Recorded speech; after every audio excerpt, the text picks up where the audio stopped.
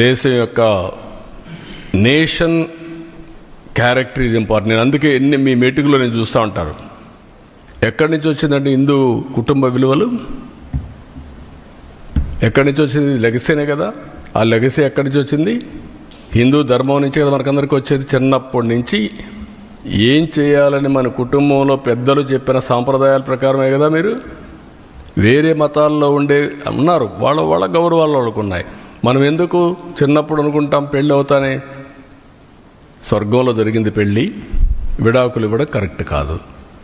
అది హిందూ ధర్మం కాదా? కలిసి ఉండాలి భార్య భర్త పిల్లలు. ఇది హిందూ ధర్మం కాదా? ఈ విలువలు ఎక్కడున్నాయి? ఈ సెక్యూరిటీ ఎక్కడుంది?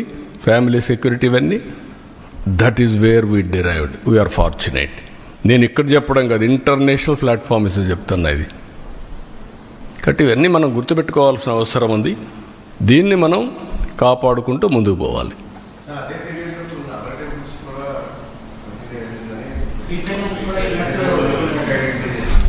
నేనేమంటానంటే డెలిబరేట్గా చేసినప్పుడు ఎక్కడ వీలైతే అక్కడ చేశారు.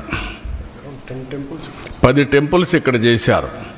219 టెంపుల్స్ పైన దాడి చేశారు. కడాన వీళ్ళు చేసిన పని దేశంలో ఉండే దేవాలయాలు కూడా వీళ్ళ అపవిత్రత అక్కడ కూడా స్ప్రెడ్ చేసే పరిస్థితికి వచ్చారు. ఎందుకు? మేనేజ్మెంట్లో ఉన్నారు, గవర్నమెంట్లో ఉన్నారు. అది డేంజర్.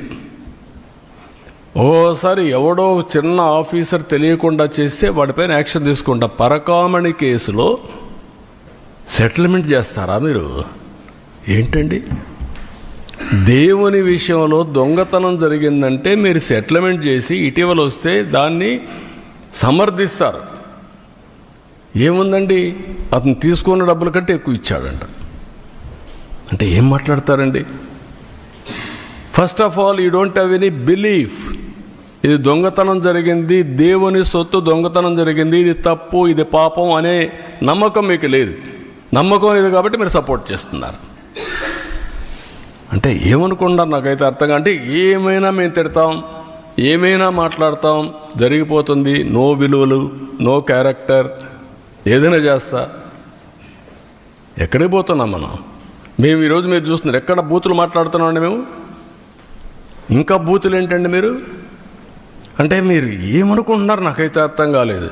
నీ ఇష్ట ప్రకారం బూతులు అంటే మనకు ఆ బూతులు విన్న తర్వాత నా జీవితంలో ఒకటేసారి నేను కుంగిపోయాను. అసెంబ్లీలో నా జీవితంలో ఎప్పుడు ఏడాలా, కళ్ళ నీళ్ళు రాలా. ఫస్ట్ టైం నా లైఫ్లో. నా ప్రాణం మీద కూడా నా మీద 23 క్లేమోర్ మైన్స్ బ్లాస్ట్ చేసినప్పుడు మీరు చూడండి నా ఫోటో. భయపడలా. అలాంటి మైండ్ గేమ్ ఆడతారా? క్యారెక్టర్ అసాసినేషన్ చేస్తారా మీరు? ఏమనుకుంటున్నారు? ఇవన్నీ ఉన్నాయి. ఇవన్నీ తర్వాత మాట్లాడతాను. ఇప్పుడు దేవుని విషయం మాట్లాడదాం. ఇక్కడ అన్ని విషయాలు ఏం చేయాలి, హ్యాండిల్ చేయాలి.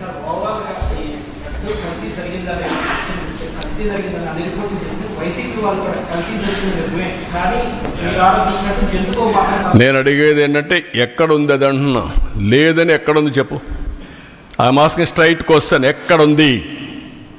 నీకు రహస్యంగా ఏమన్నా చెప్పారా? రాత్రి కల వచ్చిందా నీకు? నువ్వు నమ్ముకున్న దేవుడు చెప్పాడా? What are you talking? కాబట్టి మర్యాదగా చెప్తే వినాలి. అంతేగాని నేను నా ఇష్ట ప్రకారం ఆర్గ్యూ చేస్తాను అడ్డదుడ్డంగా అంటే కుదరదు. అవన్నీ all documents I'm placing before public. రేపు చార్జ్ షీట్ వస్తాను, అవి కూడా పెడతా. Every person in the state has to discuss about it, condemn, not only condemn. ఇలాంటి వాళ్ళు మాత్రం క్షమించరాని నేరం, మహాపాపం వీళ్ళు చేశారు. ఆ మహాపాపం చేసిన వ్యక్తుల్ని పనిష్ చేసే బాధ్యత అందరిపైన ఉంది. అదే మాధవ సేవ మనందరి బాధ్యత.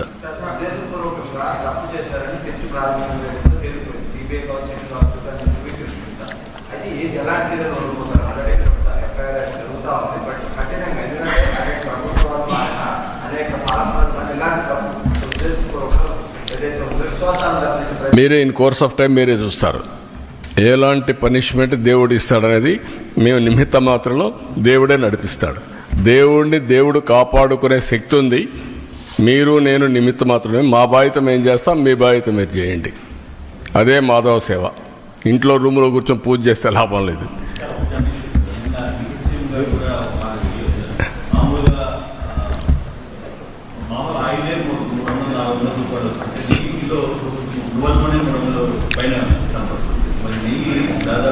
మీరు గుర్తుపెట్టుకోవాల్సిన ఇంటెన్షన్ ఏంటి?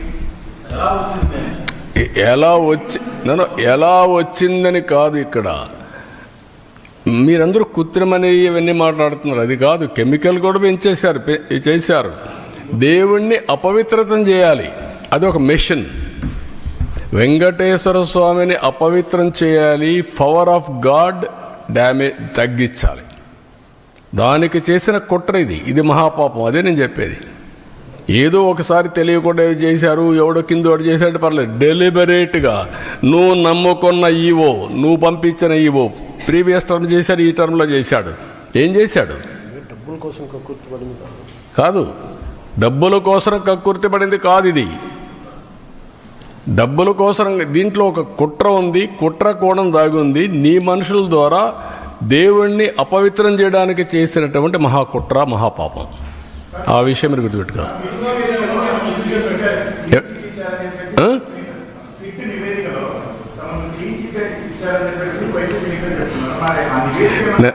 కాదు బ్రదర్, నేనేంటంటే ఇప్పుడు వాళ్ళు ఇచ్చిన రిపోర్ట్ మీకు ఇచ్చాను. రేపో ఎల్లుండో ఛార్జ్ షీట్ వస్తుంది. You read. కాదు, ఈ రిపోర్ట్ వరకు పెడుతున్నాం. మన దగ్గర ఉండేది వాళ్ళు పంపించింది పెడుతున్నాం. సిట్ రిపోర్ట్ తొందరలో వస్తుంది. వాళ్ళు నెంబర్ చేయాలి. నెంబర్ చేస్తే కోర్టులు తీసుకొని వస్తుంది. Public document.